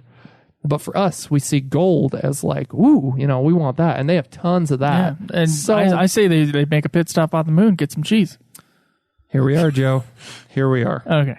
We're at the scene where... I'm still waiting for your answer to the cliche thing. Like, what? It's cliche in science fiction to be sexual images. No. It's almost a cliche that college students talking about that specific topic. Oh, because it's just they talk about it all the time. Okay, all right. I was confused by what direction you were going with that thing. Okay, what do you think about this scene? What do I think about this scene where she, tells him the truth, basically? And he just is... This is great acting in my estimation. I don't think he overacts. I think he does a great performance, and her too. There is visible emotion on her face. They're not speaking the same language on set. Let's remember that. But there's real love between these two the actor and the actress. He's pulling her in close and confessing his love to her, man. These emotions are real. So you're like, what the heck? He didn't have to even think, I'm sure. For me, on the first time viewing this and subsequent viewings, but especially in the American version, because we hear him speaking, I was like, this scene is so well acted, it doesn't belong in this film. It doesn't belong. This film is not deserving of this scene. Because I was like, somewhat making fun of it. Again, my opinion of it's just middle of the road, slightly a degree leaning towards, not good Godzilla. And yet, this comes out of nowhere. And you're like, wow. I'm like, wow. Yeah, there's the small amount of human drama. And his squirt gun that he throws out of his hand, of course, when the other aliens show up. We had a scene similar to this in King Kong Escapes. Not the dramatic tension. I mean, there's a scene with a man and a woman talking in a room, and you think they're alone, and then there's just a moment where they look, and then there's 12 other people in the room. Dr. No apparently has the technology to just go through walls and not as convincing on the wink that we just saw if anybody's watching along. So here we go. The details surrounding Adams and Mizuno aren't firsthand, but a lot of people very close to them had confirmed they had an affair. Mizuno first played Adams' love interest in Frankenstein Conquers the World. I mean, he was across the ocean. The world, During this time, Adams and his wife, Carol Nugent, had been having marital problems, going back and forth, divorcing and remarrying. Adams' daughter, Allison Lee Adams, recounts, yes, they had an affair. That's one of the reasons my parents were divorced. Adams' daughter said that? Yep. Oh, wow. My dad had a penchant for becoming infatuated with his leading ladies. It was a way for him to take on the role he was playing at the time. After the Honey, movie, I'm just doing my job. I'm getting in bed with these ladies. It's part of literally my job. doing my job. Lowbrow humor. Come on. That was good. That was good. Literally doing his job. After the movie Frankenstein Conquers the World was shot, co-producer Henry Saperstein threw a party in Tokyo, and all the people from Toho were there, and we were invited. So this is from the perspective of Nick Adams' daughter. My dad was obviously infatuated with Kumi, to the point where the Americans there were embarrassed for my mother. Adams had moved to Japan to stay close to Mizuno before accepting the role in Monster Zero. He loved Japan and was very impressed with Honda and Tsuburaya, even going as far as writing a piece in the Los Angeles Times about their genius. So Adams was... He had a good time over there. Well, and he was so impressed with Honda and Tsuburaya, went on about how great they were. He was good friends with Akira Takarada, again, Fuji in this film, and would go out drinking with him regularly. He and Yoshio Tsuchiya, the controller, hey, I need to tell you this, because this would be a note to you. Kurosawa loved Yoshio Tsuchiya. He's probably barely recognizable in this as the controller because he always has his visor on and his little face thing. But apparently he's a Kurosawa regular. Oh, I do not recognize him because his eyes are covered. Let's be clear. Let's just say so also, I don't even know who he is. Let's say Kurosawa used him in his films a lot. And yeah, so in that, he liked him in this film. Anyway, cool. He would constantly... There's another lame shot of Godzilla where he's just sitting there bored. That's kind of cool that they were able to do that, though, with Godzilla, because that looked... It could have been an actor in the suit. But Nick Adams and Yoshio Tsuchiya, the controller, would constantly tease and play practical jokes on one another, both on and off the set of Monster Zero. Adams had a lot of respect for Tsuchiya, who was an Akira Kurosawa regular again. But he loved Mizuno, apparently enough to ask her to marry him. Mizuno revealed that she declined Adams' offer as she was betrothed to someone else. Adams returned to America in 1966 following the end of their affair. So he moved out to Japan to be closer to her. She rejected him, and in 1966 he moved back to America following the end of their affair. Adams supposedly committed suicide February 6, 1968. Although his daughter Allison thinks he was murdered, others think the drug overdose mixed with alcohol may have been an accident. Others believe it was suicide, bolstered by Mizuno's rejection. And this is his full opinion on this scene. G-Man's. He thinks a lot of the passion between the two characters is some of the most real in the franchise because, well, it is real. How much kissing do we truly see in the Godzilla series, as you cited? How intimate do the characters usually get in Japanese cinema, or, even less so in a Godzilla film? Even in the later movies, none of the supposed love interests became as intertwined and fervent as Glenn and Namikawa. And Adams' tour de force in the film and in the last scene with Mizuno, we're going to fight to the last man, baby. You stinking rats! Although Adams' acting is outstanding in the scene, it probably wasn't too hard to peak his performance with the woman he was infatuated with. So close. So I would speculate this. Yes. Now, we can't be 100% certain that they had an affair, and of course his daughter thinks that he was murdered. So, I mean, either his daughter is right or she is wrong. One or the other. One or the other in both cases. And so I feel like you got to take that information with a grain of salt, although it is, I would agree. it is cool. It is interesting information. That's for darn sure. Now, Nick Adams was friends with some other Hollywood dudes, one of which he was often compared to. I jokingly stated on our viewing of the Japanese version after the scene at Makeout Point, when he's walking towards the camera, he gives this very James Dean expression, and I was like, is he trying to be James Dean? So you look up and apparently there was a film critic who called him like a knockoff James Dean. I was about to say a poor man's James Dean. Poor man's James Dean. Of course, he started in a lot of B movies, and he was kind of a struggling actor all his life. But he was actually friends with James Dean. Yeah. Oddly enough, both of them died young. Well, and Elvis Presley. He was also friends. He was friends with Elvis Presley. I mean, I'm sure that's where the drugs came from. You think he would have survived longer had he not had friends like that? Just saying, hadn't been in the film industry. Aren't there a lot of people that you know that would have survived longer had they not had certain friends? Man. Could I guess I could make that more depressing. I was about to say, movie. man. Come on. I'm just saying. I mean, I'm having a fun time watching a mediocre Godzilla film here, in my estimation. Well, G-Man loves it. I think there's a lot. Okay, you know what? There is a lot of cool stuff as an item, but maybe not as a viewer. Yes. Okay, that is exactly what This type of stuff, like laser stuff and flying saucer stuff and weird alien stuff. You can take all that stuff, and it's a fun watch in that way. But as watching all the Godzilla movies in a row slowly get worse and worse, except for Gigantus the Fire Monster, of course, being the rare exception where it is way worse than anything that came after it so far. Yeah. It is depressing. It's kind of barely a Godzilla film, as in, like, the real threat is the aliens.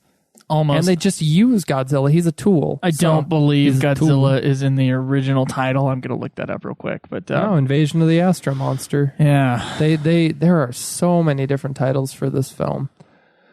But yeah, Joe, what did I want to say? So much. I don't know. What do you think? Why do you think the globe is spinning?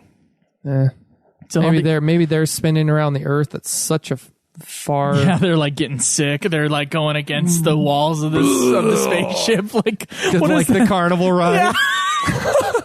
Okay, everybody stand. Look, I'm up at 2 feet in the air against the wall. So, Joe, to flip the analogy of humankind penetrating through space in their phallic-shaped rocket and penetrating in the unknown. Kaiju Daisensho, which you might have said earlier, but... the name of the movie? Yeah. All right. And what does that translate to? It's like Great Monster War, yeah. Okay. So that's the literal translation of the original title for this film. It is interesting. That's not the first one that...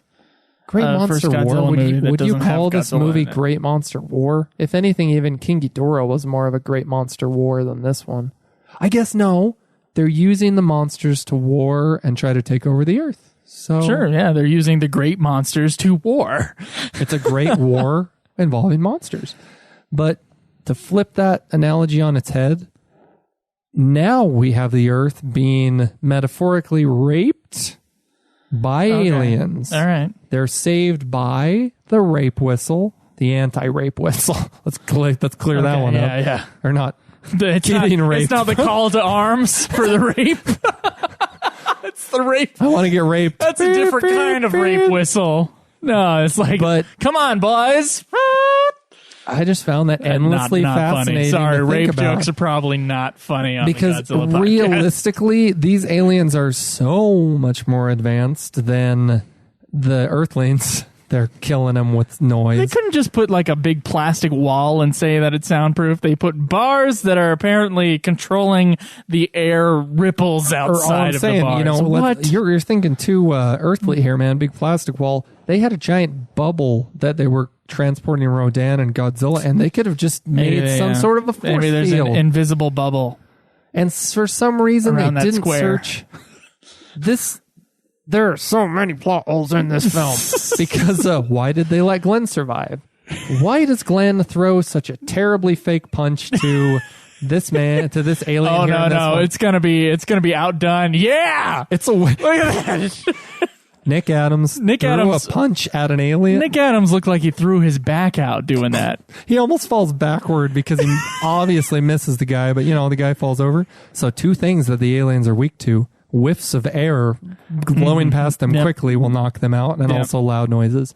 So in the movie, the rape whistle, the noise takes them out because they're so far superior to human beings that it's like... They protect their ears.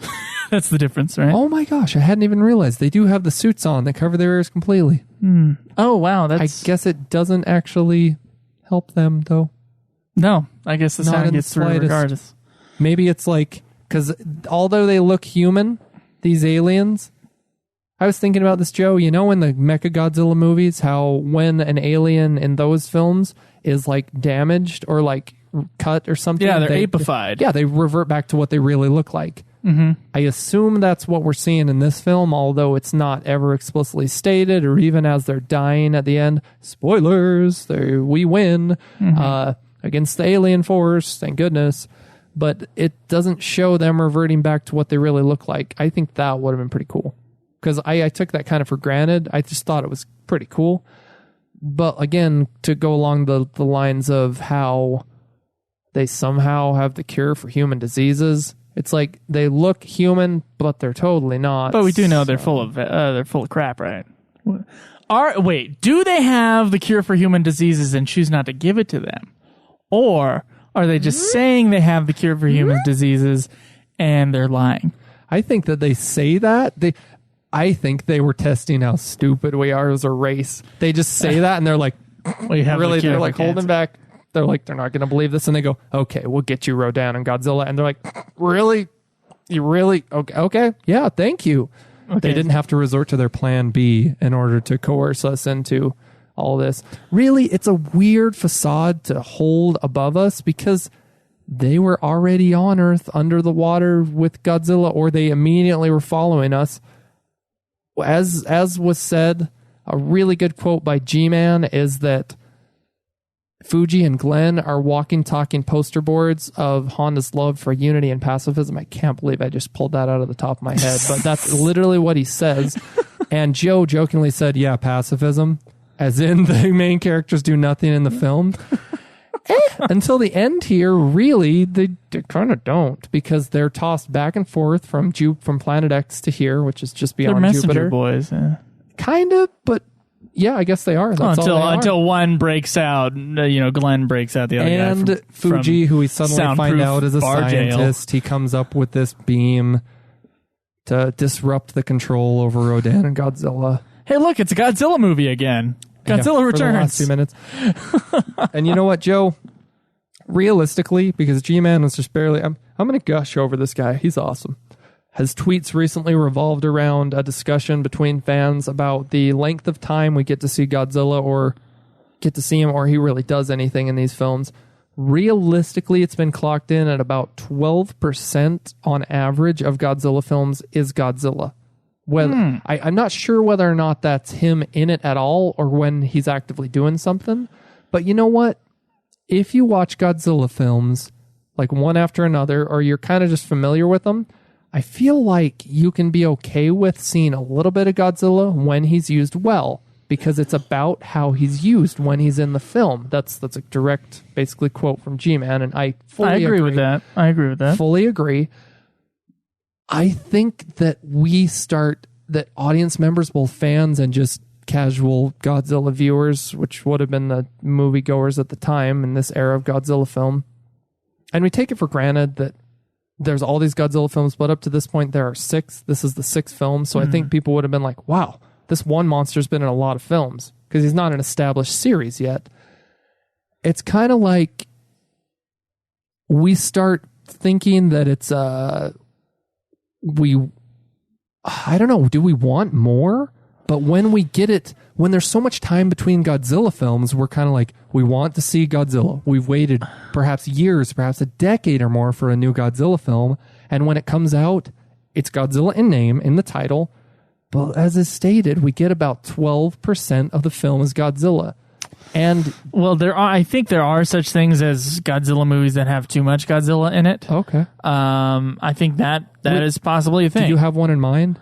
I think Godzilla vs. Mothra has a little bit too much in it. I was thinking Godzilla vs. Hedorah, because that's one where I remember the ending fight sequence going on for quite a while. They do a lot of things where Hedorah is almost trapped, isn't trapped. Godzilla kind of... Oh, there was too much in the last movie. Too much. Maybe it's not just Godzilla, it's all monsters, I'm thinking. It works. The movies work when the movies work. So in other words, if the human drama is compelling, yes, then the movie is easier to sit through. That's a large part of these films. And so if it's 12% of Godzilla and the human drama is good, you get a good Godzilla movie. I agree. Now with this movie, I find the kind of main plot kind of hokey. And so Godzilla is then missed, because at least we can see some destruction. You want to know what missed it means in German? It means crap. When you go, instead of going crap, you go missed. And so you say Godzilla is missed. Godzilla is crap. Random facts from Drew. Well, I agree. And it's just that there isn't much standoutish in the characters in this film. I'm sorry. I'm not sorry to disagree, but I just have to, because where all of these Godzilla fans, G-Man included, are coming from, and this being his favorite film, they're coming from a background having an extensive knowledge of the background of these films, things surrounding the films. When you're looking at the film itself, and that is how I rank the films, and would you say you do too, Joe? You rank them based on what's in the movie. Based on how much I enjoyed it. Based on what's in the movie. Yeah. I have to draw a line between what I know outside of the film that makes it very interesting and what is in the film itself. And to me, that would make two almost completely different lists. It would have to be like my favorite Godzilla films based on the film. My favorite Godzilla films based on their history.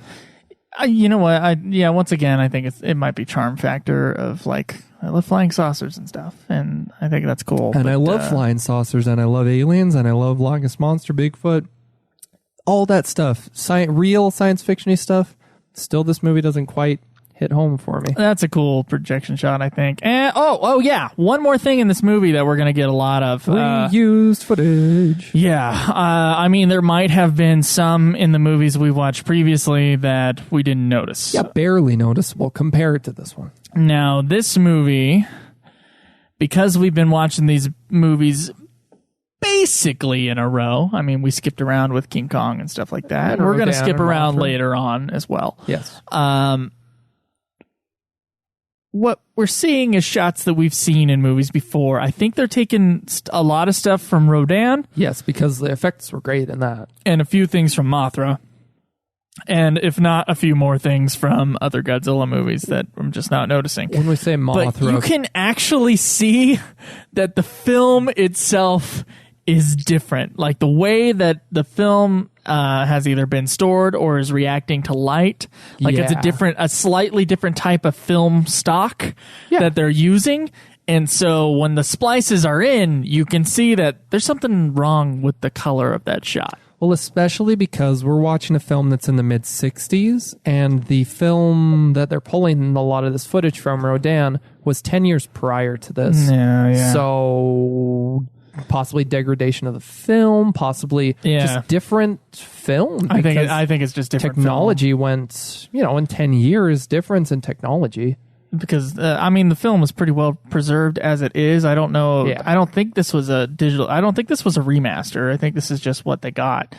It looks good, though. It looks pretty good for not, being fixed, you could say. So I assume that they kept, they took care of their film pretty well, especially since it was only 10 years down the line, and film doesn't degrade that fast. One thing I like more in this American version is they have less of the Godzilla foot just stomping things. I did notice that. I read up on it later, but a lot of these shots, it's just Godzilla's foot, a very up close of him trashing, just thrashing a model house or a model building, and they show it over and over from different angles. Apparently, that foot, it was a foot on a stick that they were crushing houses with or something. That thing sucked. For the effects artists, it would constantly fly off the rod that they had it on, so they'd go to crush something and it would just fly somewhere else. It would dislodge itself from the rod they were using to crush the models. Apparently, on the Japanese release of this film, the DVD or possibly Blu-ray, probably not, but they have a blooper reel. I would love to see that. They have a blooper reel of all the times that the foot just went boo and shot off. Yeah, it's great. That's pretty cool. But man, the footage that they reuse from Rodan, the particle damage of the buildings, when you build a miniature set, rarely do you have it as intricately enough built that when you crush it, it looks like the inside structure of a model of a building. But they can do that with those models they built for Rodan. Now there are some particular shots we're looking at right now that are not reused, not these, not the little inserts and stuff, but Ghidorah standing over a building with smoke billowing and the heads flying around. I think it looks awesome. Oh yes, you can't knock how cool it looks. That's for sure. I think there is no better looking monster as far as aesthetics are concerned, really, than Ghidorah. I think Ghidorah looks best Godzilla on film. Kills him. Do you really? Because we have him in the original. In the original, what they did... The black and white, I think, really helps Godzilla. Yes. Shots-wise and cinematically, what they did stylistically in their shots of Godzilla in the original is, unless he's far away, they shot him, like, from the side, so on a plane. But every time he's nearby, it was always shot below. So it keeps the... Scale. Yeah, it makes him look huge, and so you get to see that. When they shoot Godzilla right, which was in the original, and which is actually, they took that for the 2014 Legendary film and did the same thing. All the shots you'll see of Godzilla, if you notice, are below him. So you really get that feeling of him being ginormous. But other than that, I would agree. Ghidorah has the most weight on camera where he's like just looks great, and it's fun to watch him destroy things. whatever little shooting out blasts everywhere. Just gravity rays. I do love that the noise is enough to make their spaceship wobble. Well, they were already up there in their funhouse ride, as you were saying, being spun around, and so all it takes is just barely being off kilter, and then that whole thing's like, woo, woo, woo. We're screwed. All the aliens. Speaking of throwing up, I want to say that's what Ghidorah's gravity ray destructive beams are. All it is because his necks and his heads are constantly, like thrashing about like a Medusa's hair, something like that, but because I believe we mentioned this in the last one, in concept art for Ghidorah, in concept only, before actually building the practical suit, they wanted to have more heads. But 3 heads already, all of those being puppeted. It's a pain in the butt, logistically. Exactly. Yeah. And you would have to do stop motion for that. You mentioned that Shoichi... got his name right here. So Shoichi Hirose had a falling out with, I believe, Tsuburaya in the last film. He was King Ghidorah in the last one. They fought. He is returning as him and King Ghidorah in this film, so it must have not been that much of a falling out. And Shoichi... It might have been a brief comeback, but if you look at his credits, they go away from Tsuburaya. Okay. Really? Yeah, you can look at that later. Well, Shoichi Hirose, it's of note, and we've said multiple times, he was Ghidorah in this one, Ghidorah in the last one, he was King Kong in King Kong vs. Godzilla, and he was Anguirus in Godzilla Raids Again, so he's his forever foe. He was always the second one, right? He was always the monster to battle of the week or the year, I guess. Mm-hmm. So he is important to the Godzilla history. Yeah, especially in the Showa era. We mentioned this forever ago, but he was in the running or was going to be cast perhaps as Godzilla himself, because he was like a baseball player or football, some sort of sports guy. Is much more probably physically baseball, considering he's Japanese. Yeah, much more physically imposing. Much more physically imposing than Haruo Nakajima, who ended up playing Godzilla. Because you see shots of Haruo Nakajima, and he's a tinier guy, but apparently his endurance was incredible. So much so that the guy played Rodan, got dropped. The guy played Godzilla in Godzilla vs. Mothra, got knocked over, and so much so into the castle that his jaw on the suit, which wouldn't have been his head, but you gotta think that he really got knocked around in that shot, became dislodged. Haruo Nakajima, so much endurance that he stated he thought of that as his ultimate characteristic for being a suit actor. Like, he was going to be as tough as nails as possible. Yeah, so much that Tsuburaya and other film crew thought of him as irreplaceable as Godzilla because he just did what they wanted. And I'm sure logistically filming these, the actors could only spend so much time in a suit before they had to take a break, before like sweat had to be poured out in buckets from these suits, before they had to, sit down, be given tons of water. Okay. Godzilla just got shocked, and G-Man, you got to get back to me on this. You dodged the question somewhat. I don't think you understood what I was asking, but you definitely answered the question about the Godzilla dance. I think he was about to do it again.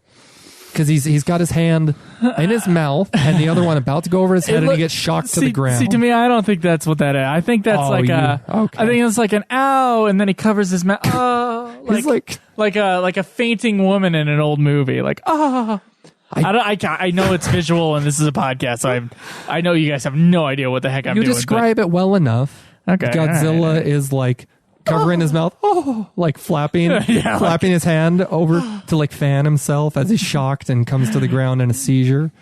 But like, I don't think that we've harped on it enough. I really don't. What Godzilla has become. Because think about what he was and what he represented and what he was aimed at in the original film. He was menacing. He was terrifying. He slaughtered. It was a close-up on a mother and her children. Them. Yeah, you're going to see your father soon. Yeah, and then the building that they were obviously next to, they modeled it after, like on the close-up of them. Godzilla knocks it over and he killed him. And it's just, there's very dramatic scenes with the human characters, like that young boy who has his family killed in that original film, that they're like, horrified by what's going on with Godzilla. He shows up here at this point in the evolution of the character of Godzilla, the monster. He's for kids. He's like baby Godzilla compared to what we had. And this is only 6 films in, so I'm glad. I am beyond glad that they rectified this infinitely in later adaptations of Godzilla. Even in 84, which, have you seen 84, man? I haven't yet. A long time ago. Okay, they're lucky because I still haven't. He's back to his roots. He's menacing. He looks, the Godzilla suit looks, terrifying. Just menacing, like angry. I really like the way that Godzilla looks from the 80s. So again, Takarada at that point says that they've gone Godzilla back to what he should have been. There you go, those big old eyes. Yeah, I think Godzilla's mouth looks exquisite when it's on that up close. The his teeth are great the looking. The detail in the teeth, they good. look like teeth, like big giant fangs. There's Godzilla kicking a rock again. Kicking a boulder. I feel like Godzilla gets less athletic in the more menacing Godzilla movies. Less. He's more less kind of wrestly Godzilla, but he definitely has a lot of power in either his atomic breath or in the weight he. I don't know. You're right, because he gains. He's got T-Rex arms. They're little nubby arms. Yeah. I'm now very he's glad. boxing in this one, though. He's boxing. I don't want to see Godzilla boxing, and he is. He really is. He's shuffling his feet. I was thinking back to Joe. Like a whole bunch of great filmmakers all have their boxing movie, and Raging Bull. Yeah, Raging Bull and stuff like that. Yeah. But $1 Million Baby. Yeah. Almost every great director in America has tried a boxing movie, including who directed Rocky? Do you know? Does it matter? Oh man, I forgot. Okay, but go on. I don't remember. So I feel like this is a Shiro Honda. Like, I need my boxing movie. Using Godzilla. An observation you would have gotten from nowhere else other than Joe on this podcast. Well, I'm just like, Ang Lee is trying to make a boxing movie right now. And Really? he's like, yeah, you're making me curious as to who directed Southpaw with Jake Gyllenhaal. I'll never be a great director without doing my boxing movie. My boxing. It's like something that every great filmmaker that aspires actually to. came to my mind when I was watching, I watched a silent Alfred Hitchcock movie the other day called The Ring. The Ring, yeah, the one with the N-word in it. Yeah, the one with the N-word in it, if you're watching my Twitter feed. There was it was his boxing movie. I'm like, he's got a boxing movie, and then I was just started. Luckily, he got through with that early on. There's a crap load of boxing movie. Like, even recently, coming out soon, there's a boxing movie by some pretty well-known director. I'm sorry, I don't have the name of the film on me right now. And it's not Ang Lee, it's someone else. Okay. And I'm just thinking, gosh, there's so many boxing movies. And, Drew, have you ever seen boxing in real life? No. I've watched Mike Tyson fights on YouTube just to see how he takes somebody out in a punch or two. Based upon the movies I've watched, it seems to be a New England-y sort of thing, a bigger thing in that way. But I don't know. I feel like this is a Shiro Honda going, it's my turn to make my boxing movie, and he did it with Godzilla. You got all of this from a scene of Godzilla, a short sequence of Godzilla shuffling his feet and like punching at Ghidorah, whether he actually hits him or not. Are we going to get a wave goodbye in this one? I can't remember if that's so. We did have a wave goodbye earlier though, when the aliens were getting back on the spaceship with the astronauts. There's just another scene. A very awkward wave goodbye because everybody kind of waves for a moment and looks very forlorn because they're like, it's like they're sending them off to their doom. It's like they know that some bad's going to happen. It's like foreshadowing. But this movie ends like King Kong versus Godzilla, which was the not the prior film, but the prior. It's got to be said, King Kong versus Godzilla was the most highly attended Godzilla film of all time. Surpassing even the original, and it blew box office numbers. Like, it's 80 to 88 some million people were in Japan at the time, and it sold 12-ish million tickets, which is a large percentage of the population for all of Japan. Yes, a huge percentage of the population for a film. So, they're just rolling off of that. And there's something to be said about how somewhat comedically they choreographed King Kong and Godzilla. It was jumping the shark a bit at that point, even, where they're just two big monsters. It's obviously guys in suits, and they're fighting. Yeah, I gotta say, the movie's over, by the way. I do have to say that, once again, I want to reiterate, this movie is not my favorite Godzilla movie so far, and I really don't see the charm in it. I mean, I do see why people see the charm in it, but personally, it is not a charming movie to me. I'm much more interested in kind of the dark Godzilla movies, and unfortunately, this is not the right era to be interested in that sort of Godzilla. Even Hedorah somewhat goes to a dark place because of its message. I feel like Mechagodzilla is darker than this. A lot after this, but in the same era. My ending estimation, I agree. I feel as if it's my duty as a Godzilla fan. That's what I feel, not as someone who has a podcast, because whatever. My opinions my opinions are no more than anyone else out there as a Godzilla fan. Only I have a mic in front of me. But I feel it's only respectful to these films to just judge them based on what's in the film, what we see, rather than all the things surrounding them, because there's a lot surrounding this. What it influenced in the future, tokusatsu, Super Sentai, Unity teamwork, which is a lot that I'm going to be citing in the future, which G-Man went into in his 7 pages to us, and I'm very grateful to him, eternally grateful, so thank you. But it's, as a film, what's in the film, it's all right. It's all right. I don't think it would be much of a rewatcher for me, and unfortunately I own this one too. So the person who won this Ghidorah figure, he owns all the Godzilla films. Joe and I do not as of yet. We're purchasing them as we're going along, but we own, I would say between us, a majority of them. I own a few of the ones coming up. What would you say? I probably own a third to like 2/5-ish, not a half of all Godzilla films. There's a big middle section I don't have. Me neither. I don't own very many of the Millennium or Heisei era, which would be like starting at 84 into the 90s. I have a burnt copy that I got from a friend in high school that I gave to you of Godzilla Final Wars. And I was like super stoked to give you Final Wars because I just given to me by a guy who I'm like talking to. I call it Boring Wars, but go ahead. I didn't know. I was like, Joe, I knew we were friends, that you like Godzilla. I'm like, you're going to love this one. I didn't know you didn't like anime, Japanese animated film or TV series, to put it correctly. But I didn't know you didn't like that, so I'm giving it to you like, oh, you're going to love this. And then you're like, it was way too anime for me. And I was like, oh. Well, it was. Oh, okay. Well, it was. But I got you to like that one film. I don't know what it was called. It was the 3 stories. Memories. Oh, Memories. Oh, I got a huge pass with Memories that I probably have told you already. But Memories is a very interesting movie for me. Joe, to get into news really quick. Do you have anything else you want to share from G-Man before we...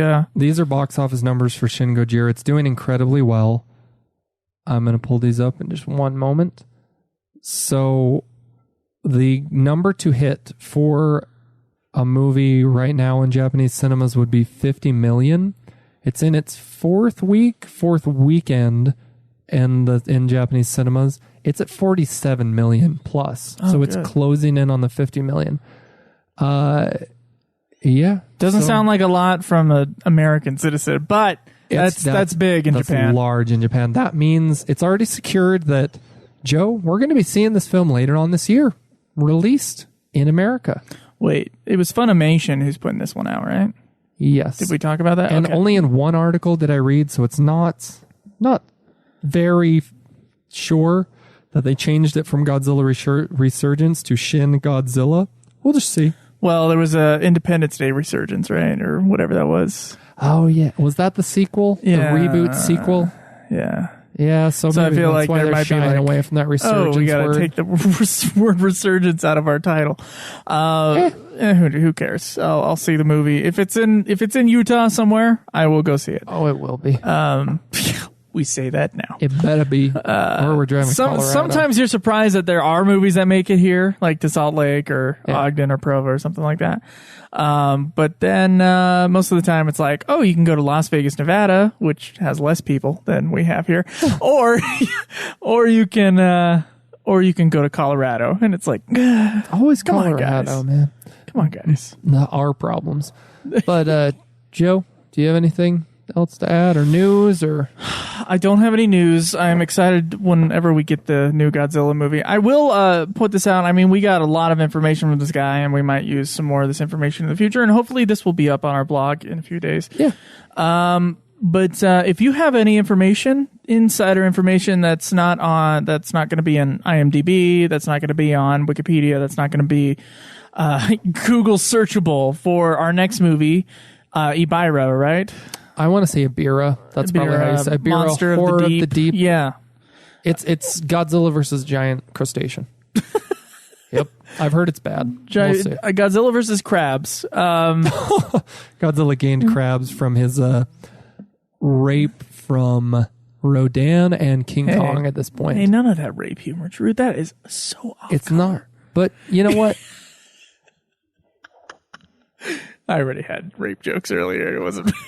They're not even jokes. It's just in the film, man. It's fact. Yeah. It's humorous fact. If you have information concerning that film that will not be obtainable by us through a Google search or through our Bible, which usually has a lot of good information on it. Oh, yeah.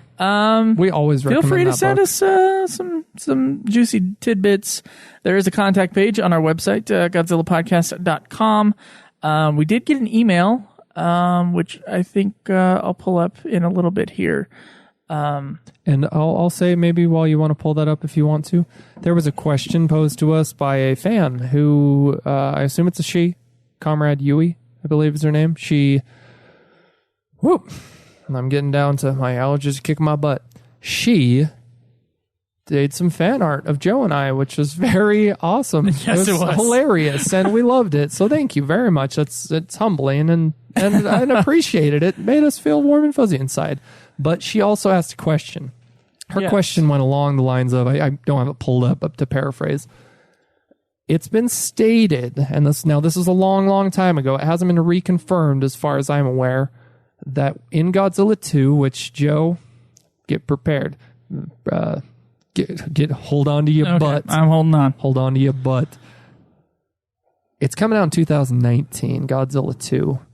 We got years, man. 2020 should be King Kong versus Godzilla. I know, it's sad, but we'll get it eventually. I can live with it. We'll only be in our late 20s at that point, right? So, assuming we survive, assuming you don't die on a hike. Hey, at least I'm already back from that hike, unless I go finish the rest of it. But you're becoming a hiking fanatic. But she asked, knowing that what is still fact because it hasn't been disproved, that we're going to have Rodan, Mothra, King Ghidorah, and Godzilla in Godzilla 2, she asked how we think that the movie won't be overstuffed because all those will be in there. How it can possibly be good, essentially, because she thinks it's going to be overstuffed. What do you think? I think she's probably right. I think, did I want to say something more depressing and do it, dude? Tell us your honest opinion. By all means. I think, unfortunately, the guy who directed the original Godzilla is, of course, the original original 2014 Godzilla. American reboot. Hollywood Gareth reboot. Edwards is working on something else right now called Star Wars 8. And That's pretty big. actually, I think Ryan Johnson's on Star Wars 8. I think he's on one of the spin-offs. Like, Oh, Rogue One. yeah, something. He's on a Star Wars film. He's on a Star Wars. And so that really means to me is that we're going to get a director who maybe didn't earn it as much as Gareth Edwards and probably won't have nearly as much clout as Gareth Edwards. I want to say as And much passion for what he's filming. And We can although only speculate, but something even more important than the director would be the screenwriter, and I don't have any information on as far as that is concerned. Well, and it's so far out at this point, man. Who even knows if there's a screenplay written for it? But I mean, look, you get bogged down with too many monsters in the Godzilla films we're watching right now. I haven't seen any movie where there's like a crap ton of bad guys and a whole bunch of fighting, where there's not like one main guy and some henchmen. That can sometimes work. But where you got Mothra and Rodan and whatever else. Yeah. I've never seen it not be too much. Become a cluster F. A cluster F. So mostly I'm thinking right now of Spider-Man 3, which I believe. And Spider-Man 2, the reboot with... Oh, I haven't seen that. I haven't either, but I've heard with Electro and the Rhino. It's too many guys. Too many bad guys. Too many bad guys. And I'm thinking back to Spider-Man 3. I went to Spider-Man 3 going like, oh, they're putting Venom in it? Okay, that's weird. I didn't know about the Sandman thing, which was shoved in like crazy. Or Green Goblin. What I was expecting because of the end of Spider-Man 2 was that they were just going to have Hobgoblin in it. And that was going to be the main bad guy. Yep. And you know what? I think it would have emotionally worked for that to be the only bad guy in that movie. I really like Spider-Man 3. You're all going to hate me for that, but I really like Spider-Man 3. Go on. Do you really? I do. And you got to... I have to visualize for our listening audience. Joe's eyes just became so wide at I mean, I don't hate it as much as others, but I do hate it. I don't know if it's the best one, but I really liked it. I really like the film for as much crap as it gets. I don't know if I'll ever be able to defend my liking for it, but I like it. I think it's clunky and there's problems. Go on about your comparison of that film to I think that it suffers from too many bad guy disease. And a lot of people go, oh, it should have just been Venom and it should not have been Tobey Maguire or playing Venom. It wasn't Tobey Maguire. Not Tobey Maguire. The guy who the other dude. Yeah, it's That 70s Show. That 70s Show, yeah, Eric. A lot of people blame him. I go, no. Spider-Man 2 opened it up as Hobgoblin. Yeah. Hobgoblin should be the bad guy of the third Spider-Man. And Hobgoblin should be the only bad guy. And because of the history of that character throughout Spider-Man 1 and 2, it would have been something pretty intense. So to not get because they were once friends, right? So to not get off on too much of a tangent, you're just saying that because that didn't work out well, you can't see I think this working out well. I'm thinking an arena film it would be hard to do. It would be much harder to do than to have the singular opposing force when it comes to screenplay structure and getting that all nailed down. So having an action beat, then a toned down, perhaps a dramatic beat, then action, then because you're shoving in a lot of what needs to be action, a lot of action, a lot of fighting, a lot of. It's difficult to juggle. I think one of the strengths of the 2014 one is that they were restrained. And I do as well, and I compare that to the original Godzilla in that they really take their time in building up Godzilla as a force. We're going to get to our review of that down the road, but I fully agree with Joe on this, and I don't want to compare it to Batman versus Superman. I haven't seen that film, and I don't ever want to. I don't really care to.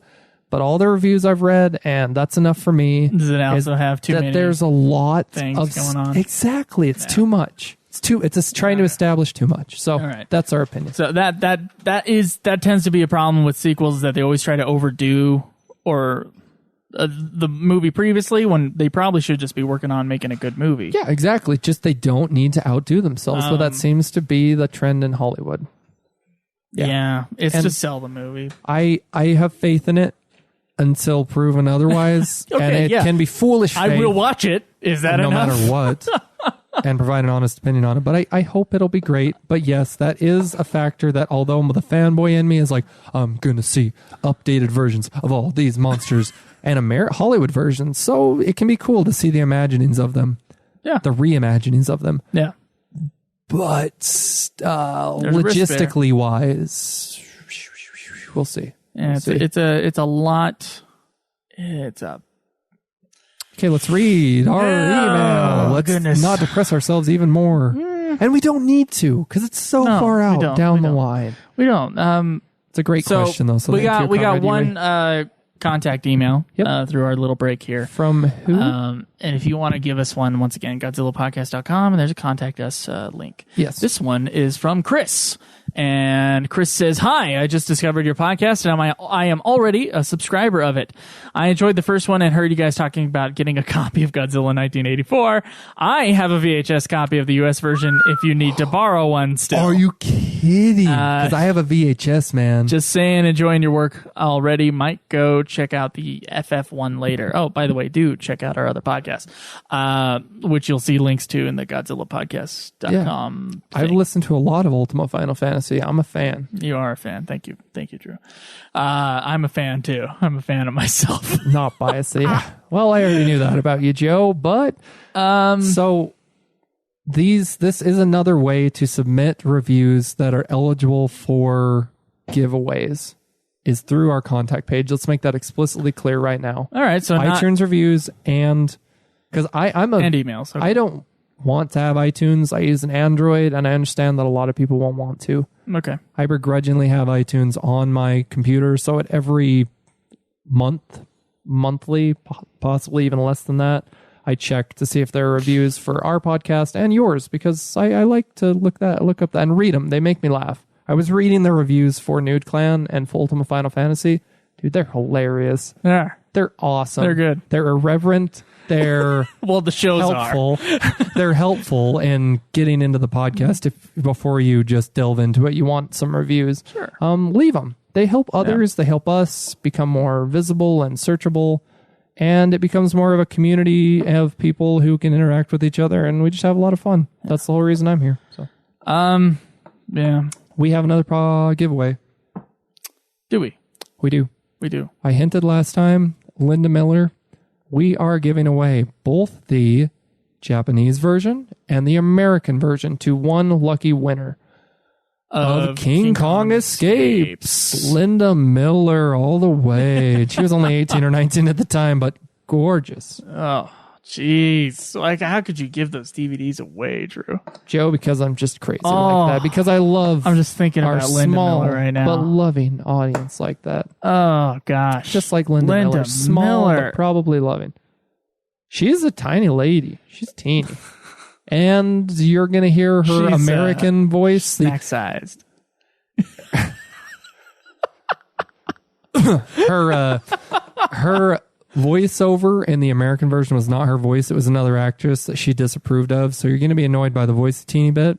Japanese version voice turn much better. Sound off and enjoy, gentlemen. King Kong! Kong! I don't care.